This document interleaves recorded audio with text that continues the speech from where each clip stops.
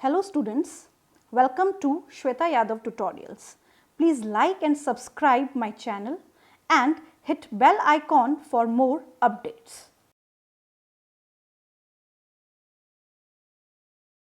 Last video में हमने different techniques के बारे में पढ़ा था जो मेंडल ने यूज़ की थी एक्सपेरिमेंट परफॉर्म करने के लिए। मेंडल ने पी प्लांट पे काम किया, हाइब्रिडाइजेशन पे काम किया, वेराइटीज ली, 7 या हम कह सकते हैं 7 characters were chosen bye Mendel for his work. तो उन 7 कैरेक्टर्स में मेंडल ने कुछ मेथड्स, कुछ टेक्निक्स यूज की, like emasculation, bagging, tagging etcetera.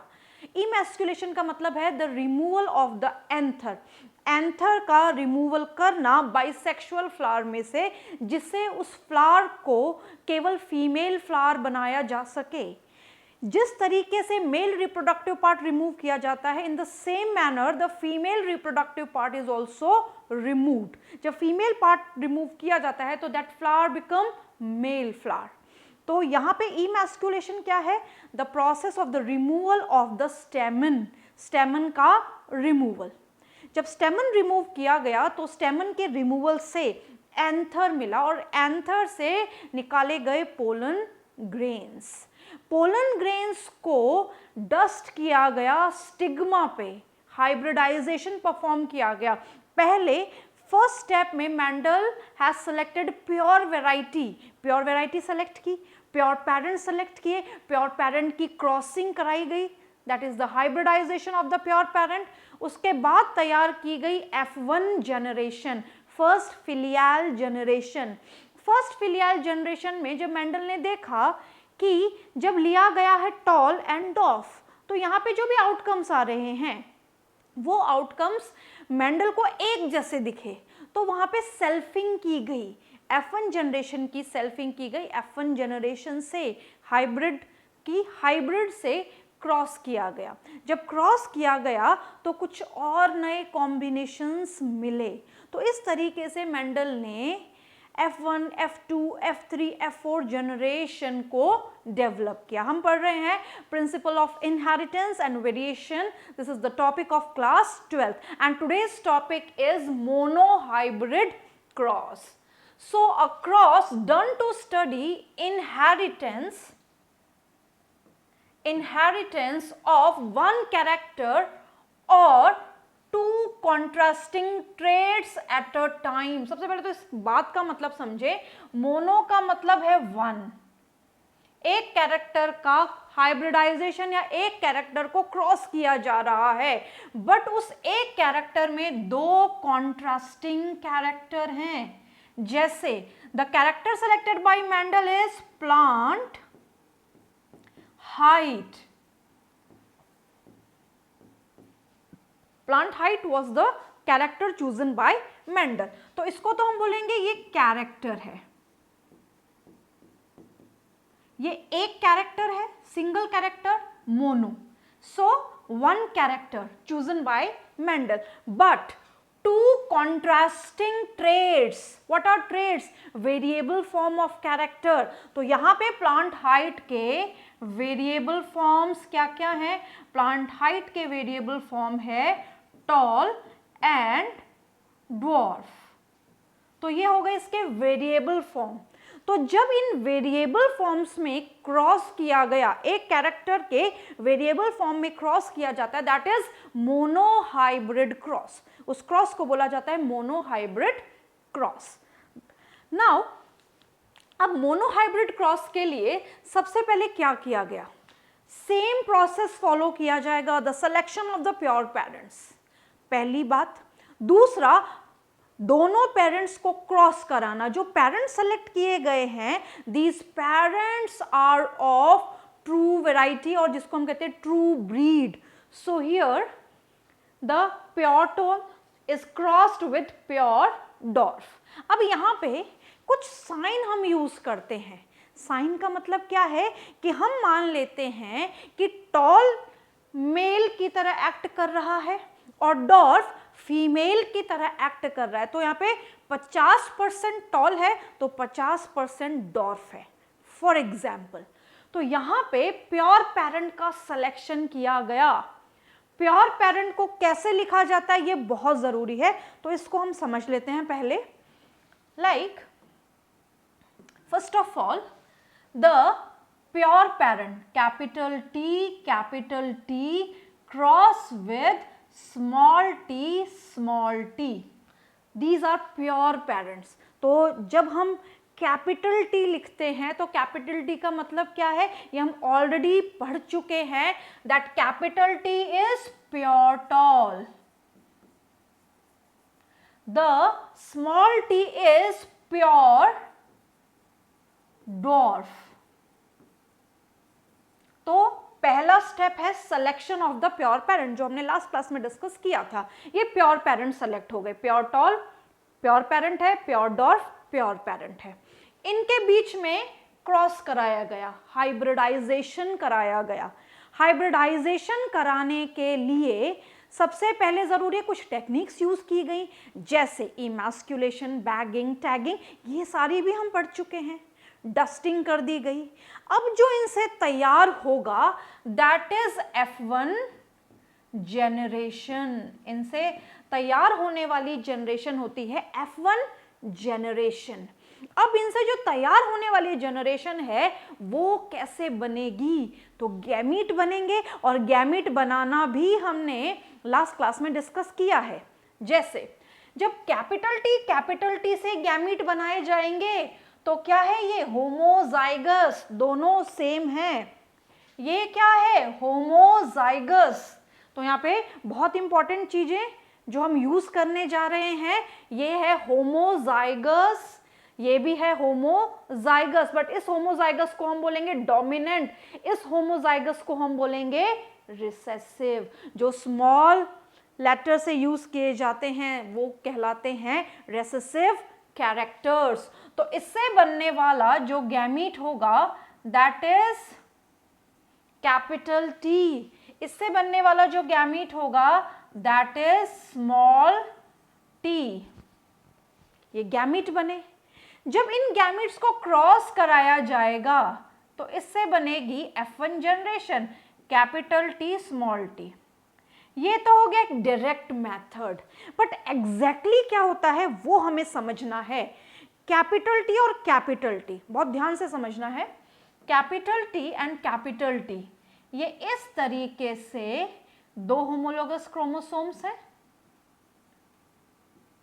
Right. अब इन होमोलोगस क्रोमोसोम्स पे यहाँ पे कैपिटल टी लोकेटेड है और यहाँ पे लोकेटेड है small T and small T, small T and small T, right. ये होमोलोगस पेयर, ये होमोलोगस पेयर, यानी कि दोनों टी अभी पेयर में हैं। अब ये पेयर में है तो पेयर में ये गैमीट नहीं बना पाएंगे, तो गैमीट बनाने के लिए इनको अलग होना पड़ेगा, सेपरेट होना पड़ेगा। तो ये सबसे पहली कंडीशन, ये जो होमोलोगस क्रोमोसोम्स हैं दे गेट सेग्रीगेटेड और सेपरेटेड, ये अलग हो गए। जब ये अलग हो जाते हैं तो ये जीन्स जो इन पे लोकेटेड हैं या जिनको हम अलील्स बोलते हैं, ये जो इन पे लोकेटेड हैं ये भी अलग हो जाती हैं, ये अलग हो गए, सेपरेट हो गए। ये लॉ हम आगे पढ़ेंगे, लॉ ऑफ सेग्रीगेशन, यानी कि जब गैमीट बनना है तो डिप्लॉयड को हिप्लॉयड बनना पड़ेगा। तो ये डिप्लॉयड से हिप्लॉयड बनने का तरीका है, तो इसको हम कहते हैं लॉ ऑफ सेग्रीगेशन। तो यहाँ पे गैमीट बने, 4 गैमीट बने, 1 2 3 and 4, the total 4 gametes are formed. But the type of gamete की अगर हम बात करें तो type of gamete जो है यहाँ पे अगर एक जैसे गैमीट देखें तो ये कैपिटल टी, ये स्मॉल टी, क्लियर। बट यहाँ पे अगर हम टाइप ऑफ गैमीट देखेंगे तो यहाँ से भी एक टाइप का गैमीट बनेगा दैट इज कैपिटल टी, यहाँ से भी एक टाइप का गैमीट बनेगा दैट इज स्मॉल टी। तो टाइप ऑफ गैमीट एक बनेगा जिसका फॉर्मूला भी हम कर चुके हैं। अगर इसमें देखें टाइप ऑफ गैमीट का फॉर्मूला देखें that is 2 to the power n। What is n? The number of heterozygous। तो क्या इसमें कोई heterozygous है? नहीं है। क्या इसमें कोई heterozygous है? नहीं है। तो यहाँ पे no heterozygous, तो 2 to the power 0 that is 1। तो यहाँ पे भी एक ही टाइप का गैमीट बनेगा और यहाँ पे भी एक ही टाइप का गैमिट बनेगा, टाइप ऑफ गैमिट 1 बनेगा। बट ये पेरेंट की तरह काम कर रहे हैं, तो हम यहाँ पे ये कह सकते हैं कि अगर इनको क्रॉस कराया जाएगा तो हम कैसे इनको क्रॉस कराएंगे। साधारण सा अगर हम देखें तो यहाँ पे हम कैपिटल टी को रख सकते हैं, यहाँ पे स्मॉल टी को रख सकते हैं। यहाँ पे ये पुनेट नाम के साइंटिस्ट ने पुनेट स्क्वायर मेथड दिया था। इस पुनेट स्क्वायर मेथड में जो मेल से बने हुए गैमीट्स हैं उनको हॉरिजॉन्टली रखा जाता है और फीमेल से बने हुए गैमीट्स को वर्टिकल रखा जाता है। तो यहाँ पे हम बोल रहे हैं कि ये फीमेल गैमीट्स हैं और यहाँ पे हम बोल रहे हैं ये मेल गैमीट्स हैं। अब इनको क्रॉस कराया जाएगा तो capital T small T, capital T small T, capital T small T, capital T small T. तो सारे के सारे जो जाइगोट बनेंगे, क्योंकि यहाँ पे गैमीट बनने के बाद जाइगोट कंडीशन ही आएगी, तो ऑल आर सेम, क्या बने, कैपिटल टी स्मॉल टी।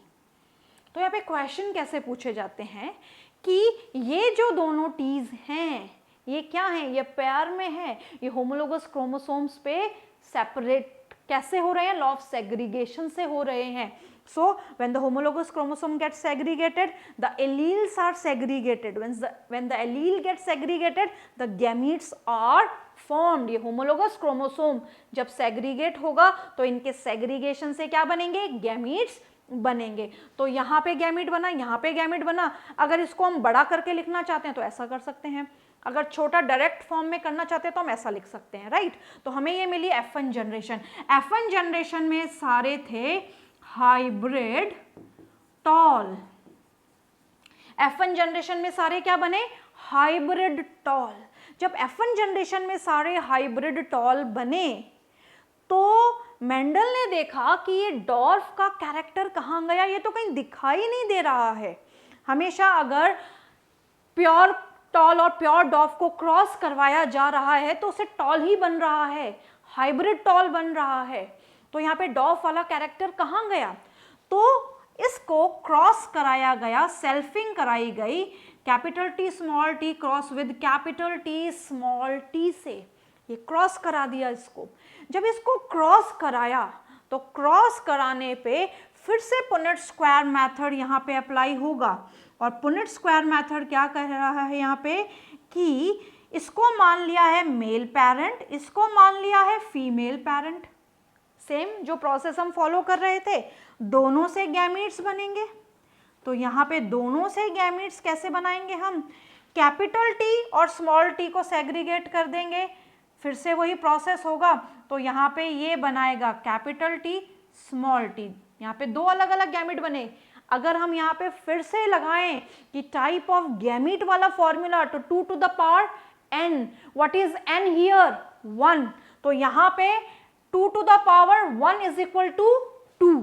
तो यहाँ पे दो टाइप के गैमीट बनेंगे, capital T and small T, capital T and small T, ये बन गए दो टाइप के gamete.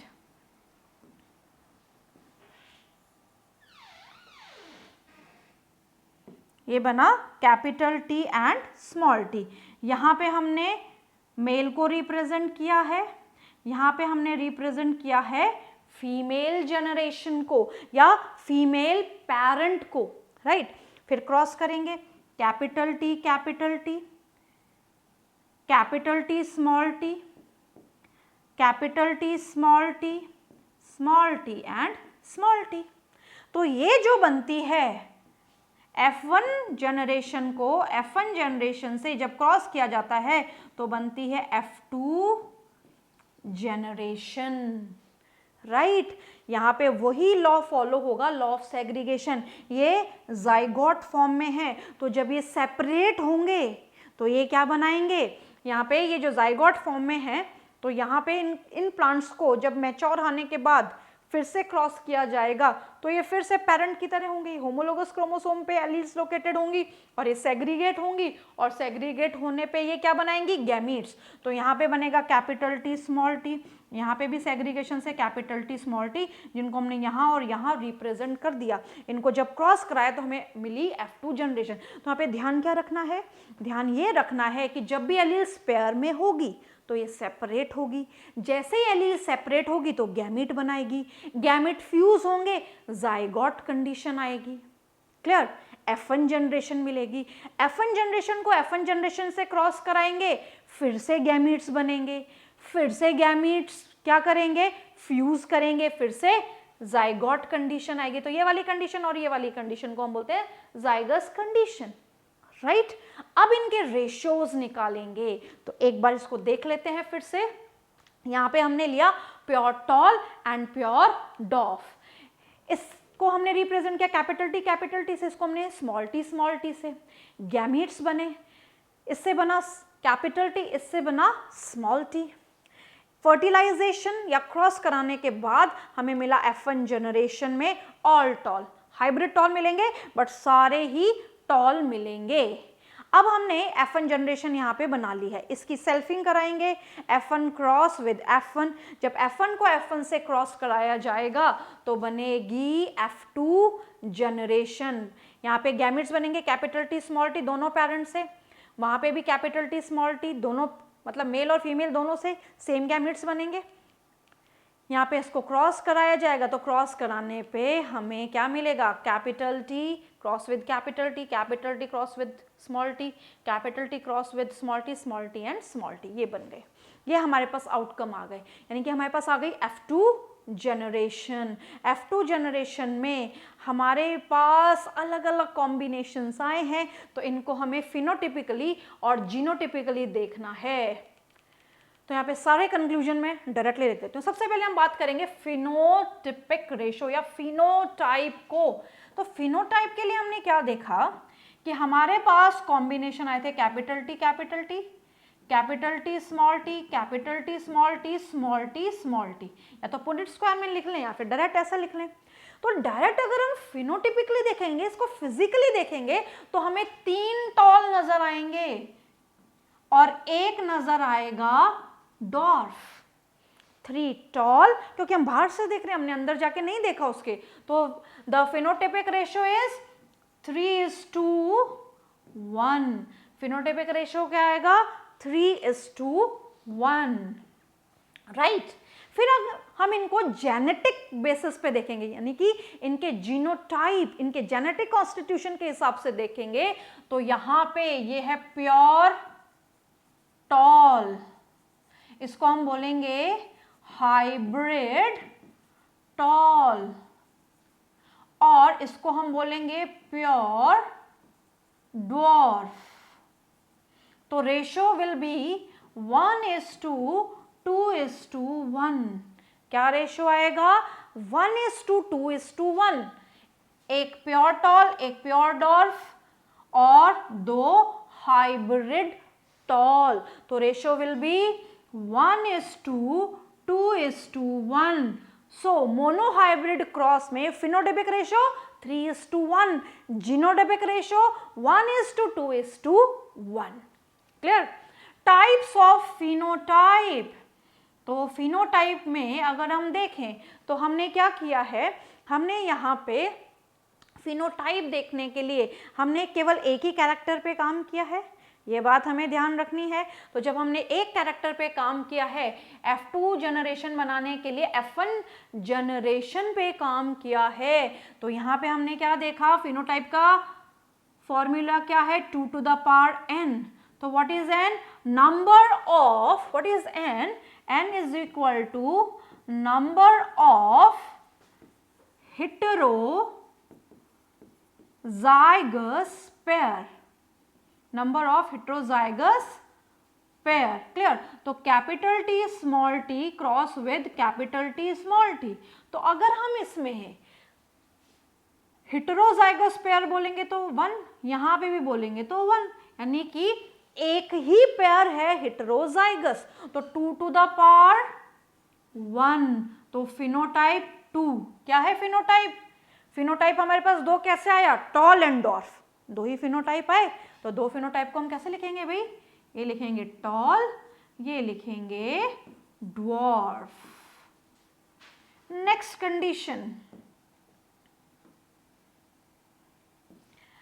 genotype 3 to the power n.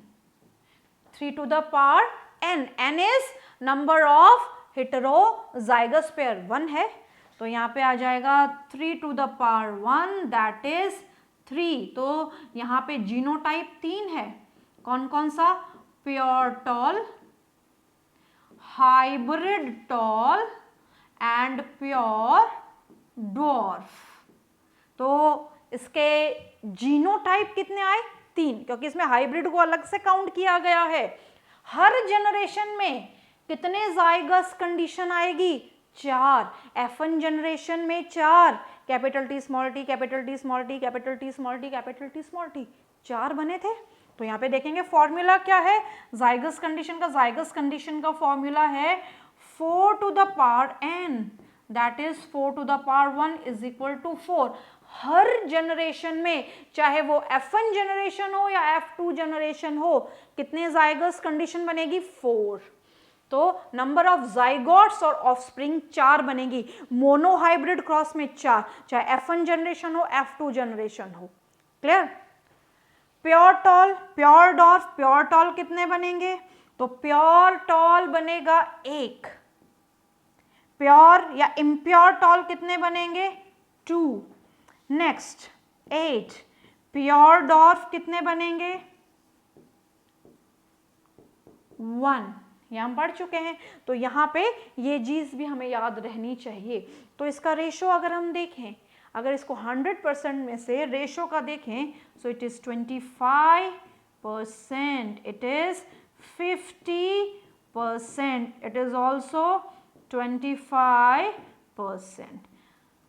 Clear है? ये चीजें भी हमें आनी चाहिए. So this is all about the conclusion of the mono hybrid cross. F2 generation में क्या क्या कंक्लूजन निकल सकते हैं, किस किस पे क्वेश्चन बन सकते हैं. पूछा जा सकता है कि भाई फिनोटिपिक रेशियो क्या है, जीनोटिपिक रेशियो क्या है, प्योर टॉल कितने बन रहे हैं, प्योर डॉर्फ कितने बन रहे हैं, हाइब्रिड टॉल कितने बन रहे हैं, जाइगोट कितने बन रहे हैं. क्लियर? तो ये सारी चीजें आपको पता होनी चाहिए. अब जैसे जैसे अगर हम बोलेंगे कि मोनो हाइब्रिड क्रॉस है, और मोनो हाइब्रिड क्रॉस अगर है तो मोनो हाइब्रिड क्रॉस में हम एक कैरेक्टर को लेके काम कर रहे हैं. जब एक कैरेक्टर को लेके काम किया जाता है तो पेरेंटल जनरेशन हमेशा प्योर होती है, उसमें होमोजाइगोसिटी होती है, क्योंकि वो होमोजाइगस होते हैं. तो 100% होमोजाइगोसिटी. क्यों भाई 100%? 100% इसलिए क्योंकि यहाँ पे कैपिटल टी को क्रॉस किया गया स्मॉल टी से. कोई और भी ले सकते हैं, capital R, small R, capital A, small A, हम कोई भी कंडीशन यहाँ पे ले सकते हैं. हेट्रोजाइगोसिटी, पेरेंट में हेट्रोजाइगोसिटी नहीं होती, 0% होती है. तो यहाँ पे 0% हेट्रोजाइगोसिटी है, क्योंकि हमने तो प्योर पेरेंट लिया है. इसके बाद बनती है F1 जनरेशन. तो F1 जनरेशन में होमोजाइगोसिटी बिल्कुल नहीं होती. कैसे नहीं होती? Capital T cross with small T. यहां पे हमें मिला कैपिटल टी स्मॉल टी.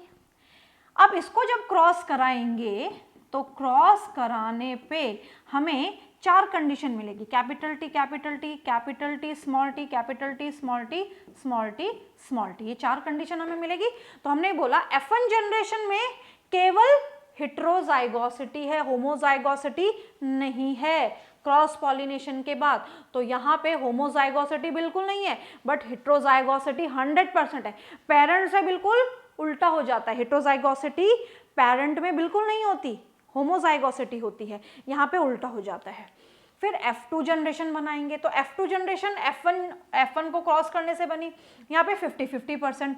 देखिए यहाँ पे 50% कैसे, यहाँ पे ये और ये 25% ये, 25% ये और 50% ये दोनों होमोजाइगस कंडीशन. तो होमोजाइगोसिटी 25 50% और हेट्रोजाइगोसिटी भी 50%. दोनों इक्वल है F2 जनरेशन में. अब F3 जनरेशन बनाई गई. तो F3 जनरेशन में हमने क्या देखा कि जो होमोजाइगोसिटी थी वो बढ़ रही है और हेट्रोजाइगोसिटी कम हो रही है। यहाँ पे 50% होमोजाइगोसिटी थी F2 जनरेशन में, यहाँ पे हो गई 75, यहाँ पे 53, यहाँ पे हो गई 25।